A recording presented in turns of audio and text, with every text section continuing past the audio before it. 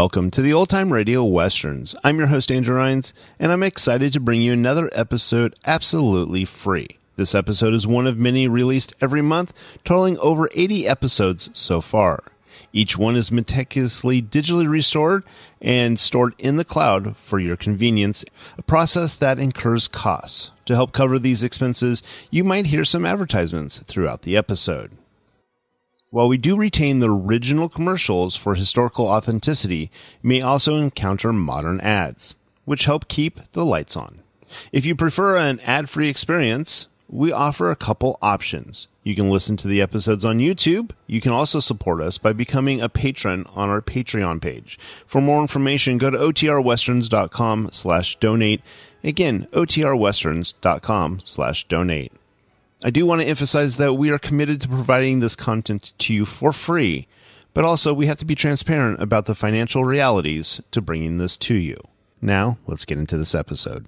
This episode is going to be The Lone Ranger. Original air date is July 14th, 1947, and the title is When Fate Wore a Mask.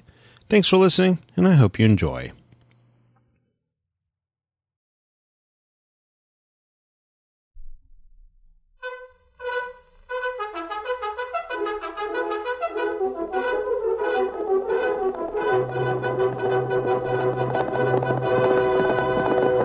Hi-yo, Silver! A fiery horse with the speed of light, a cloud of dust, and a hearty hi-yo, Silver, the Lone Ranger.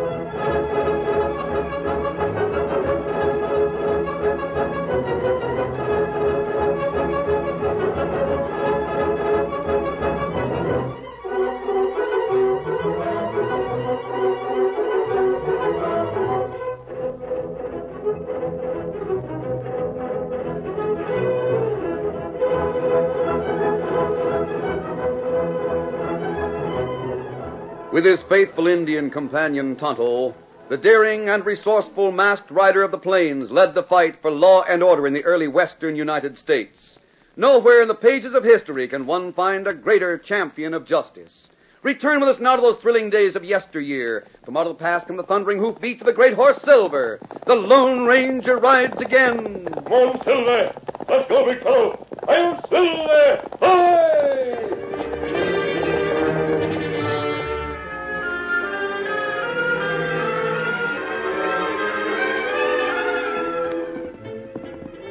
Kitty Carter reined up in front of her father's large ranch house. Whoa, boy, whoa. Easy, fella. Well, evening, Miss Kitty. Hi, Jed. Guess you can put Blackie away. I won't be riding again this afternoon. Yes'm. Miss Kitty, well, that is... Go on, Jed. Well, me and the boys, Oh, hang it all, Miss Kitty. It just don't seem possible that your dad has to give up the Circle O spread. I know, Jed. Well, it just don't seem right. Why, I was working for the Circle O when you was born here. 20 years ago, Miss Kitty. When your ma had that accident, well, I was the one who had to look I know, Jed. Dad couldn't have done without you. I'll see you at supper. Yes, ma'am. Now, come along, boy. Get up here. Get up. Yeah. What's that you got there, honey? More bad news, I reckon, from the look on that pretty face of yours. Hello, Dad. I didn't mean to look so serious. I was just talking to Jed. Good old Jed. I guess him and the boys are kind of upset about the Circle. You know they are, Dad. Yeah, sure. But I don't want my little girl forgetting how to smile just because of some land and some ornery cattle we can't hold on to. I'm sorry, Dad. There, is that better? Yeah, that's more like it, Kitty. Now about that letter you have in your hand. Oh, yes. It's for you, from St. Louis. Here. From St. Louis, huh? Yeah, let's see what's in it. Well, I'll be... What's it say, Dad? Who wrote it? Kitty. Right here in my hand is the answer to our prayers if we handle things right. This is from the hombre who was my partner when I struck it rich. You heard me speak of him, Jack Bailey. Lots of times. He was the partner that took his money and went east. Yep. He and his son are on their way here. Oh, Dad. Do you think Mr. Bailey will lend you the money you need? Well, Jack Bailey would never sink any of his money in something risky. But if he thought I still had plenty of cash and that he could buy in on a good thing... Oh, then you mean when he finds out you're, well, broke... He's not going to find out any such thing, Kitty. But we can't tell him we won't tell him anything. You just leave it to me. I'll just drop a few remarks that'll set Jack Bailey thinking. Before he leaves, I'll wager he'll be begging me to let him buy into the Circle. And after refusing and then hedging a bit, well, I reckon I'll accommodate Jack and let him do it. Oh, Dad. You and your scheming. But will it be honest to do that, Dad? Well, what's dishonest about it? With all the cash Jack puts up, the mortgages can be paid off. Then he'll own a share of the Circle. Why, he'll make money in the long run. Well, it's all right then. Golly, Dad, I hope you can put it over. It'll mean just about everything to us. I can't wait till tomorrow when Mr. Bailey gets here.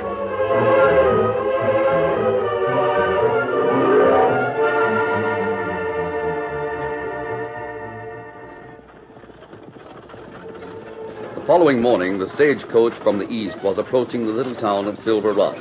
There were two passengers riding inside the coach. A rather jolly-looking, well-dressed Irish gentleman over 50, and a young man about 21 whose handsome face was drawn into a frown as he spoke to his companion. Look, Dad, suppose your old partner Tom Carter finds out that you're really broke. You think you'll still be willing to put money Michael, me lad, just leave everything to me. If Tom Carter is given to believe that I'm still one of the richest men in St. Louis, and that he might be given the chance to buy in on a big and prosperous hay, grain, and feed business, sure, he'll jump at the chance. My name's not Jack Bailey. Maybe so, Dad. But you can't get his money under false pretenses. Why not come right out and ask for a big loan to tide you over? No, you don't know Tom Carter, Michael. I hear that he's wealthy as all get out and owns a ranch bigger than County Cork 6 times over. Now, when a man makes a lot of money, it gets into his blood, and he wants to make more and more. But with plenty of gold in the bank, he's not going to take the risk that a poor man will take. But I don't see what difference that'll make. Carter's a very rich man.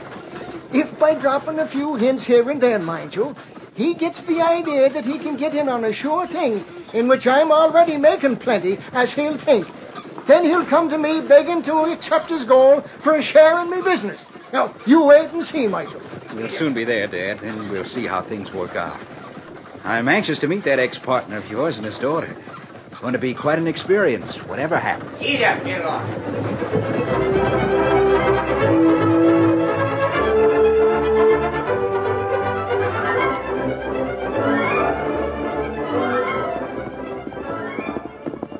It was past noon when Tonto, Indian companion of the Lone Ranger, rode into their temporary camp in the hills west of Silver Rock. Oh, Scout, oh, fella.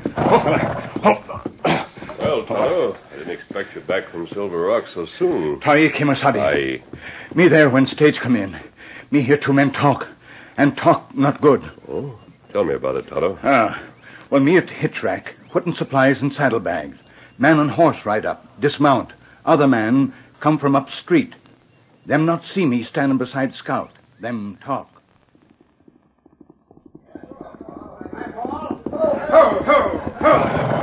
Easy. Howdy, Howdy, Pete. I've been waiting for you. Just coming into town? Yeah, why? What's up? Then you didn't get a chance to watch the stage come in from the east, did you? That's right, I didn't. What about it? That stage brought a certain interesting hombre here from St. Louis. Him and his son just arrived. Yeah? Who's that you're talking about, Slick? His name is Jack Bailey, a millionaire from St. Louis. Brought his son with him. They were met at the stage by the Carters from the Circle O. What's on your mind? Come on in the cafe and I'll tell you.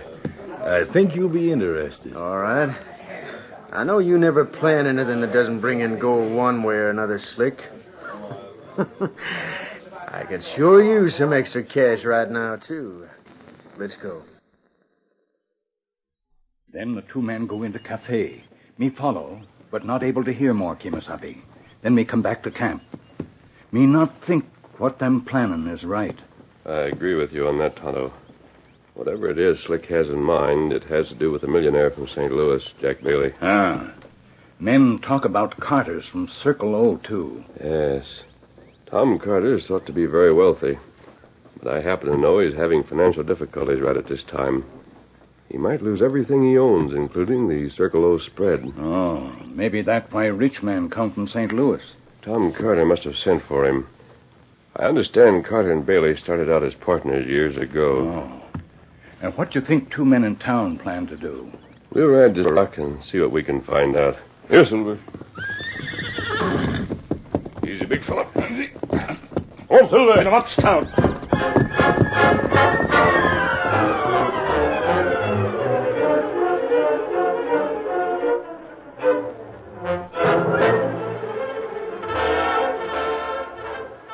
It was drawing towards sunset as Tom Carter and his daughter Kitty sat on the ranch house porch with their guests. No matter which way you look from here, Jack, everything you see is part of the Circle O. Is there much risk of loss in running a big ranch out here, Mr. Carter? Risk? Yeah. Not if an hombre knows what he's doing. Well, from the way Tom Carter's made money hand over fist with the Circle O, me boy, I'd be inclined to say that large-scale ranching is one of the few ways a man can be sure of making money these days. From what I hear the business you're in, Jack, you know what it is to make plenty of money yourself. Oh, sure. But there's always a pleasure to find a new way to make it, Tom. Well, the way you talk, it looks like I might have competition someday, Jack. Don't tell me you're thinking of buying a ranch out here. Well, no, if I found one that was to me liking. Something already making money, you understand. I might invest a bit. Yeah, you'd be mighty lucky to find anyone with a good paying spread who'd let you buy in.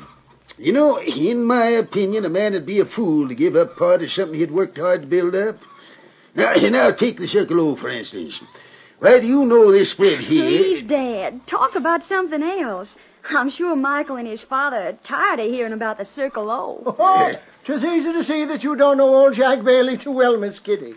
Sure, and anything that brings in the cash is worth discussing. You know, Jack, in thinking it over, I might be persuaded to let you invest a bit of your cash in the Circle O.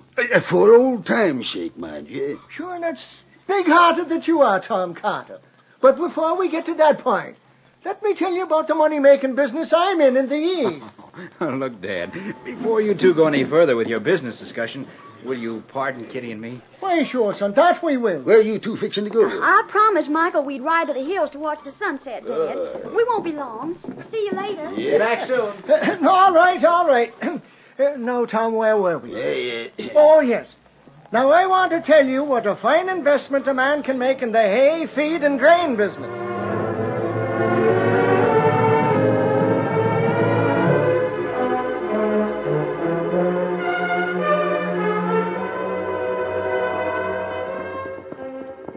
Well, Michael, how do you like our western sunsets? This one sure has a lot of color, Kitty, but it just wasn't to see the sunset that I wanted to get away from our dads a while ago. No? No.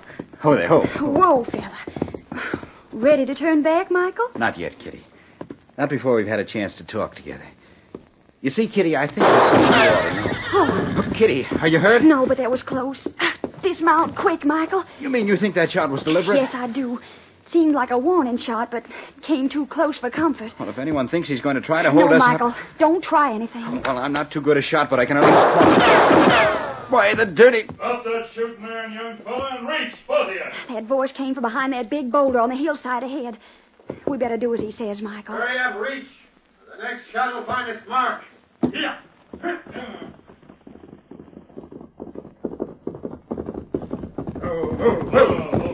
What's the meaning of this? Who are you? None of you pronks, both of you. You're coming along with us. And if you know what's good for you, you'll both come along quick. Now move. Pronto.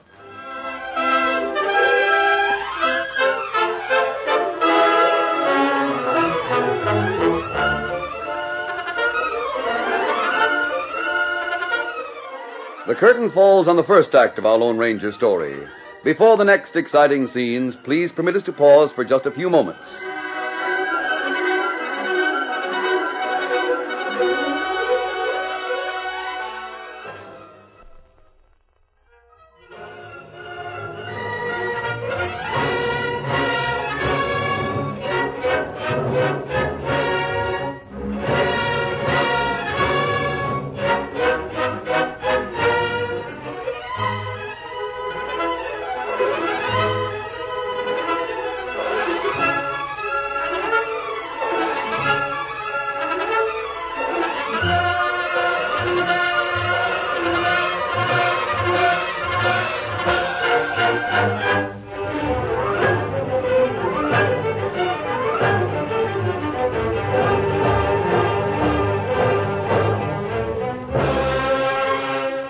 Now to continue our story.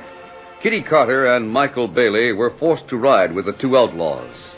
Meantime, after riding to the outskirts of the town, the Lone Ranger had stopped and with Tonto's help disguised himself as a ranch hand.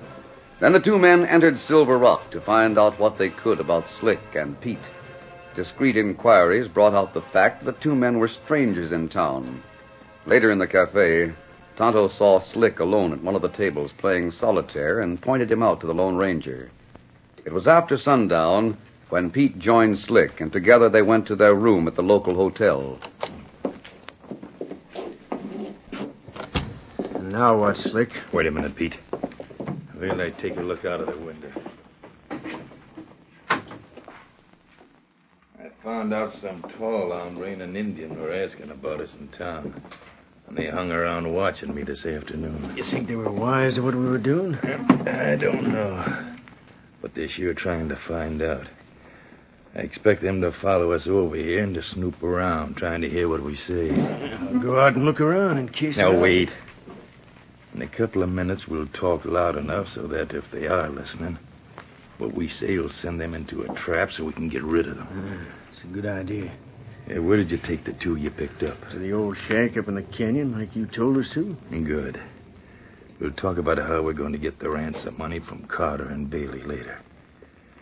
Now we'll talk for the benefit of any snooping coyotes that might be listening.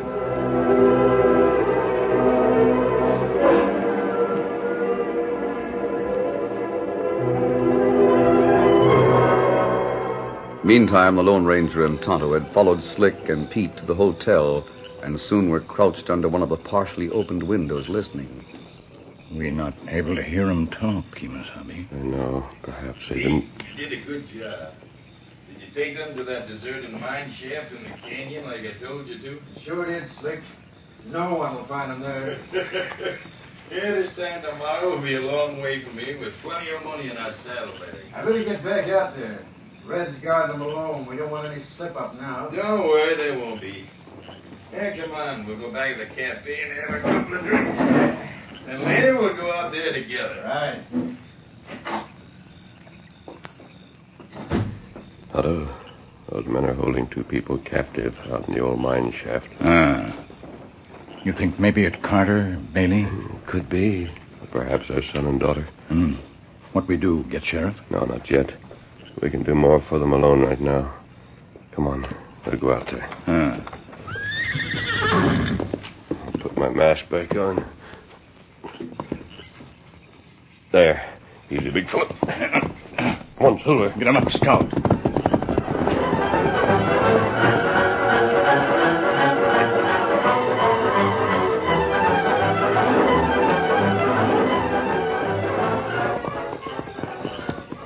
moonlight so bright I can see the entrance to the mine shaft from here, Tonto. Ah, me see it, too. You think maybe, feller, them leaving shaft be watching? The shaft runs quite far back into the hill, Tonto. They use it as a hideout to stay far back out of sight. He won't be expecting us. That right. We'll leave the horses outside and go in on foot. Oh, Silver. Scott. Oh, fella. Have your guns ready. Me have them ready. Moonlight not shine very far into shaft, Kimasabi. We need torch, maybe. No. It'd make too good a target for the guard they left here. You'll probably hear some sort of light back in the shaft. Me not see any light. It's plenty dark in there. There are a few branches off this main shaft. Could be that... Wait a minute. Why we stop? Strike a match, Tonto.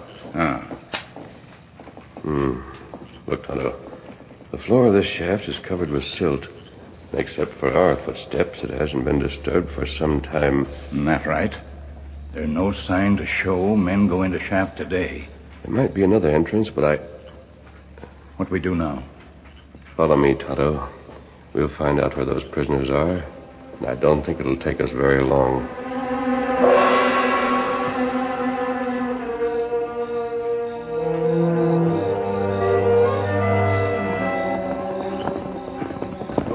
Good boy, over there. It looks like they've gone inside. I see the horses over there. Steady. I figure they'd walk in. And that shaft's about a quarter of a mile long with no other way out.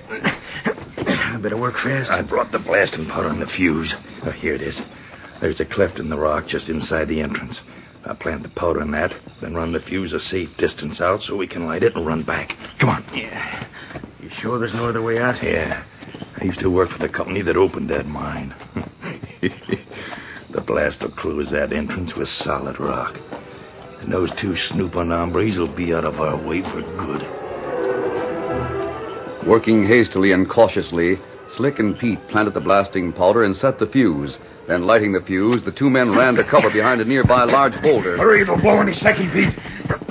We'll be safe enough here. Better hold the horses. The blast will scare them, Pete. I've got them. They won't get away. Easy, boy. Easy there. Yeah, that did it all right. Look over there, Pete. Well, I'll be... Tons of rock covering the entrance of the shaft.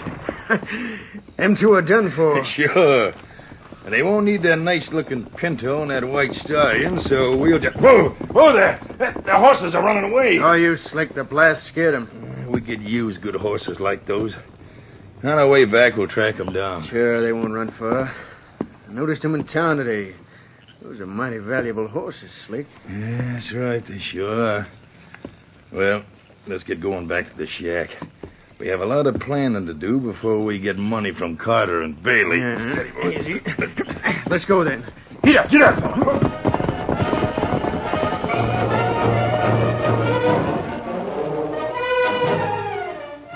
It was some time later. In an old shack several miles up the canyon, Kitty Carter and Michael Bailey, tied hand and foot to two chairs, talked in low tones as Red, the guard, rested on a cot across the room with his gun handy on a table beside him.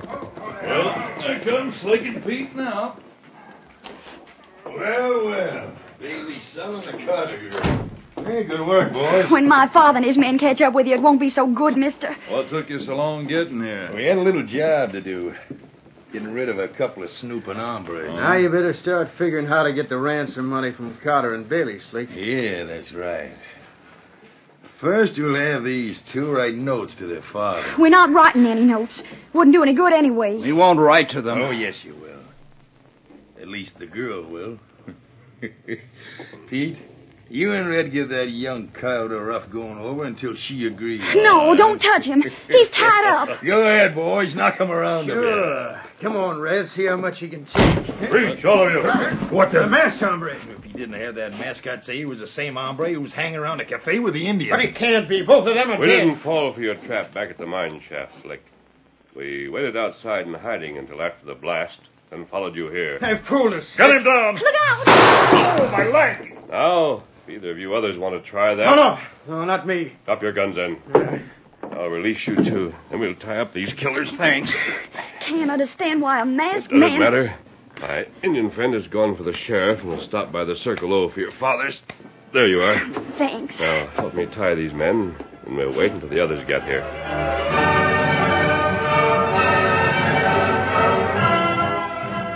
About 2 hours later, the group in the shack heard hoofs approaching and stopping outside. They've come at last. What's going on here? A masked owl hoot, huh? Wait, Sheriff. He's our friend. He caught these men and set us free. Well, I'll be... Kitty, are you all right? Of course, Dad. Have you, Michael? Have they hurt you, me lad? If they have, sure I... Take it easy, Dad. Thanks to this masked man, we're all right. The only masked men I've heard of out here are outlaws. If I were an outlaw, I wouldn't have sent for you and the sheriff. He's right about that. He wouldn't. Dad, I've told Kitty about... Well, that you're practically broke. What's that? You, Jack Bailey, broke, you say? Well, no. As a matter of fact, I thought if I could get you to put some money into my business, things would be all right. So that's it. You were pretending to be rich, so's that put money in... Wait, Dad, before you say too much. You see, I told Michael about your financial trouble. Sure, you don't mean to tell me that you... Might as well admit it, Jack. The Circle O's about to go under. Just a minute, Mr. Carter. Didn't you put a large amount of money into stock in that mining venture up the canyon last year? Yep. Buying a lot of that worthless stock is what put me where I am today. These men tried to trap Tonto and me in that mine tonight. They blasted the entrance. That right? Just after they set off the blast and before we rode after them, I noticed a glitter in the bright moonlight coming from the newly exposed wall of rock. I picked up these pieces. Let's see them. Here, look them over. Great Caesar's ghost, streaked with gold. That's right. The blast uncovered the vein you were hunting for last year. Your company sunk that shaft just a little to one side of the vein. Oh, Dad, then that means... That means, Kitty, we won't have to give up the Circle O, eh?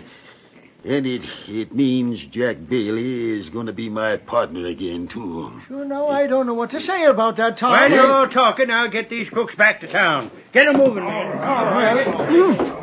Well, as I started to say, Tom, I couldn't let you give me a share in that mine. 'Twould be like taking charity. You might as well take it, Dad. There's going to be a partnership in the family anyway. Well, that depends, Michael.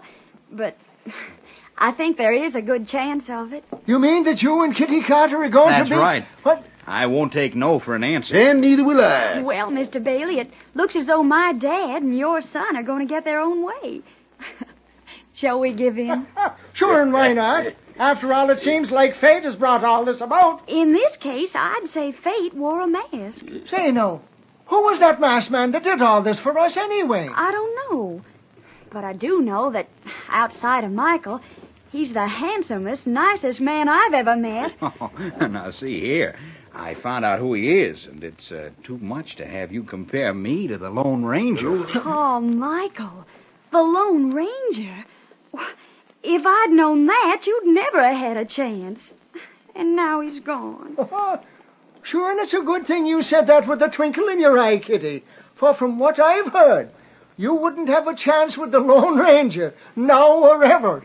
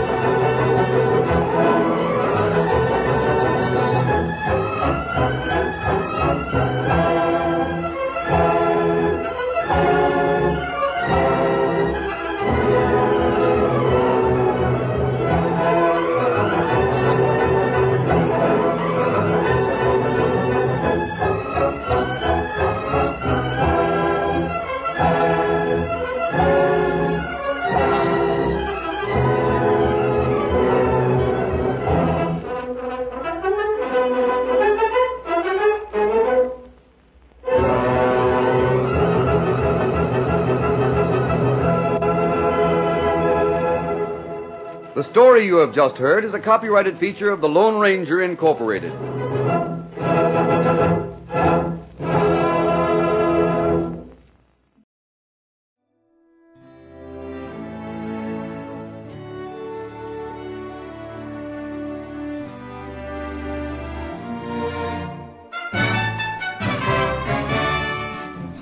This has been a presentation of OTRWesterns.com, and we hope you enjoyed. Please take some time to like and rate our shows in your favorite podcast application. Follow us on Facebook by going to OTRWesterns.com/Facebook. Subscribe to our YouTube channel by going to OTRWesterns.com/YouTube. And send us an email, podcast@OTRWesterns.com. You can call and leave us a voicemail, 707-986-8739. This episode is copyright under the Attribution Non-Commercial Share Alike copyright. For more information, go to OTRWesterns.com/copyright. Have a great day, and thanks for listening.